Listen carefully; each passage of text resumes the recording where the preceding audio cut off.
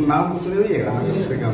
Maurya, letter Maurya, Gupta, letter Gupta, बहुत सारे phases हुए। उसके बाद राजपूताना आया, फिर कौन आया? दिल्ली सल्तनत। दिल्ली सल्तनत का नाम सुने हैं? उसमें बहुत सारे वंशज हैं। कौन कौन से हैं, कोई बता सकते हैं? पहला कौन था?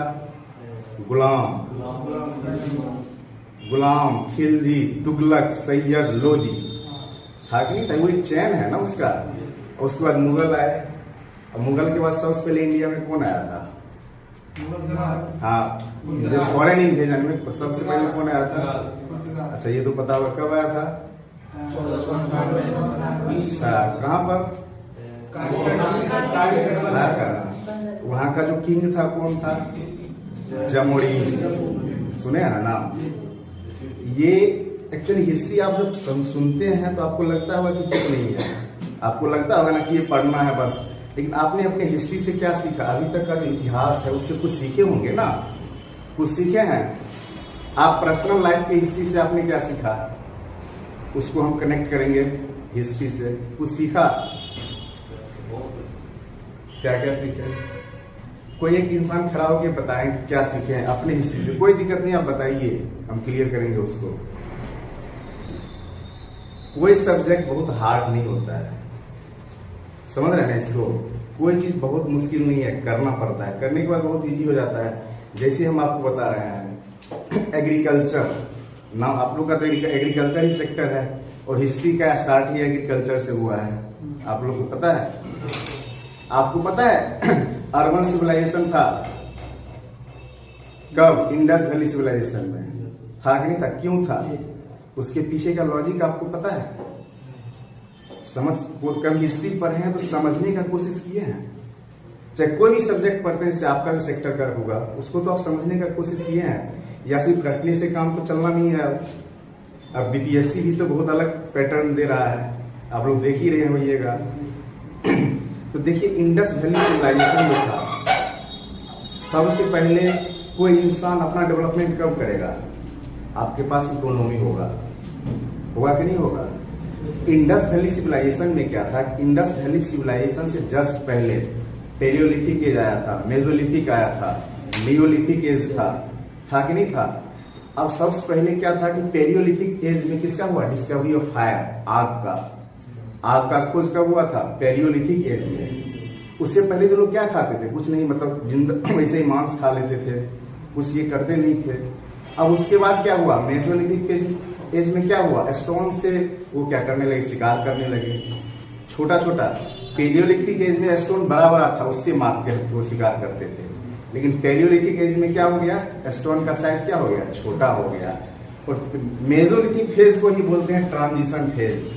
क्लाइमेट चेंज होने लगा, पता है? कोल्ड था, पूरा अर्थ कोल्ड था, धीरे धीरे ट्रांजिशन फेज हुआ। फिर उसके बाद आगे किसमें? नियोलिथिक एज में।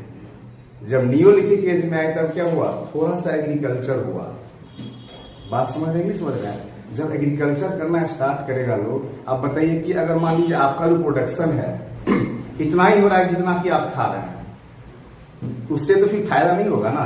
आपका मान लीजिए कोई जॉब में है, सैलरी इतना ही मिल रहा है जिससे कि आपका सिर्फ काम चल रहा है, आप किसी का हेल्प तो कर नहीं सकते हैं, समझ रहे हैं ना? तो अब इसी नियोलिथिक एज के बाद क्या हुआ? चाल्कोलिथिक एज आया, कॉपर का डिस्कवरी हुआ, और एग्रीकल्चर करना थोड़ा आसान हो गया। बात समझ रहे हैं नहीं समझ रहे हैं? जब एग्रीकल्चर करना आसान हो गया क्या हुआ? इकोनॉमी सरप्लस हो गया, प्रोडक्शन क्या हो गया? ज्यादा होने लगा। जब भी प्रोडक्शन ज्यादा होने लगा तो क्या होगा? स्वाभाविक बात है कि जो मार्केट का कंसेप्ट जो है कहां से आया है? Indus valley civilization. समझ रहे हैं ना? मार्केट का जो रियल कंसेप्ट है कहां से आया है? Indus valley civilization. उसमें क्या था कि जब मान लीजिए कोई गेहूं हुआ, अनाज जो भी प्रोडक्शन हुआ, सबसे पहले किसका खोज हुआ था? गेहूं, जौ, बाजरा में से किसका? व्हीट एंड बार्ली का। कब कहाँ हुआ था? मेहरगढ़ का नाम सुने हैं? अभी प्रेजेंट में कहां पर है? नहीं, पाकिस्तान में है। मेहरगढ़ प्रेजेंट में कहां पर है? तो हम आपको आइडिया दे रहे हैं। अब देखिए क्या हुआ, इंडस वैली सिविलाइजेशन में क्या हुआ कि एग्रीकल्चर सरप्लस हुआ, तो लोग एक धीरे धीरे जाके एक जगह बैठ के क्या करने लगे? वो क्या बोलते हैं, बार्टर सिस्टम समझते हैं ना। कोई सामान आपका लेके हमको दे दिए, आप हमको उसको ट्रांसफर कर दिए, एक्सचेंज होने लगा। तो क्या हो गया कि वहाँ एक अब सबसे बड़ा चीज है कि जहाँ हमारे पास ज्यादा प्रोडक्शन होगा तो ऑब्वियसली है कि हम रीच होंगे। बात समझ नहीं समझ रहे हैं? रीच होते गए लोग, इकोनॉमी बढ़ते गया, मैक्सिमम पोजीशन कहाँ गया जाके, इंडस वैली सिविलाइजेशन में जाके। अब टाउन प्लानिंग देखे इंडस वैली सिविलाइजेशन का, सुने हैं ना, सबसे फेमस आज के डेट में भी दुनिया का हर कंट्री फॉलो करता है इंडस वैली सिविलाइजेशन का टाउन प्लानिंग। अब पता है मैंने 90 डिग्री पर वो रोड बनाता था, उसका रोड का जो ये था ऐसा सिस्टम था। आज दिल्ली का हाल कितना बुरा है समझ में आ रहा है आपको? यूपीएससी में क्वेश्चन पूछा है पिछले बार ही कि इंडस वैली सिविलाइजेशन और दिल्ली का जो अभी है मॉडर्न कल्चर को रिलेट करके आप समझ रहे हैं ना कि इकोनॉमी का बहुत बड़ा रोल है। जिसका इकोनॉमी अच्छा होगा उसका लाइफ ऑटोमेटिक बेटर होगा। तो वहां पर किंग का कोई कंसेप्ट नहीं था, राजा वगैरह कोई था नहीं, मतलब सब लोग बराबर थे। जिसके पास जितना पैसा था, पैसा तो था नहीं, क्या था उसके बाद अनाज का प्रोडक्शन जिसके पास ज्यादा था। तो इंडस वैली सिविलाइजेशन में क्या हुआ, अनाज का प्रोडक्शन ज्यादा हुआ। आप समझ रहे हैं ना कि आपका एग्रीकल्चर का बहुत बड़ा रोल है। आज भी इंडिया के जीडीपी में एग्रीकल्चर का कितना परसेंट ये है? 21%। आप एग्रीकल्चर पे स्पीक कर दीजिए कि इंडिया का जीडीपी कहाँ जाएगा? खाएंगे तो अनाज ही ना। बात समझ रहे हैं नहीं समझ रहे हैं? खाना तो अनाज ही है।